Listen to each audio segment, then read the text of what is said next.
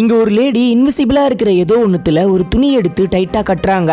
அதுக்கப்புறம் அது மேல ப்ளூ கலர்ல ஏதோ ஒரு ஸ்ப்ரேவை எடுத்து அடிச்சிட்டு அது மேல அப்படியே தட்டுறாங்க. தட்டின உடனே பார்த்தா அதுக்குள்ள இருந்து ஒரு நரம்பு வெளியில தெரிய ஆரம்பிக்குது. அதுக்கப்புறம் ரெட் கலர்ல ஏதோ ஒரு மருந்து எடுத்து அந்த நரம்புல இன்ஜெக்ட் பண்ணிட்டு அந்த பேண்டேஜை கலட்டிடுறாங்க. அதுக்கப்புறம் அந்த மருந்து அதோட உடம்பு முழுக்க இருக்க எல்லா நரம்புகளுக்கும் போய் ஹார்ட்டுக்கெல்லாம் கூட போகுது. போன உடனே பார்த்தா அந்த உயிரினத்துடைய உடம்பு கொஞ்சம் கொஞ்சமா விசிபிள் ஆக ஆரம்பிக்குது. ஆனா கொஞ்ச நேரத்திலேயே பார்த்தா அதோட ஹார்ட் பீட் அப்படியே நின்னுடுது. அதனால டாக்டர் என்ன பண்றாங்கன்னா அதுக்கு எலக்ட்ரிக் ஷாக் கொடுக்குறாங்க. திரும்ப திரும்ப கொடுத்த உடனே இப்போ ஒரு அளவுக்கு நார்மல் ஆயிடுது. அதுக்கப்புறம் பார்த்தா அதோடைய உடம்புல இருக்கிற தசை முடின்னு எல்லாமே விசிபிள் ஆக ஆரம்பிச்சிடுது. அதுக்கப்புறம் தான் தெரியுது அது ஒரு மனித குரங்கு.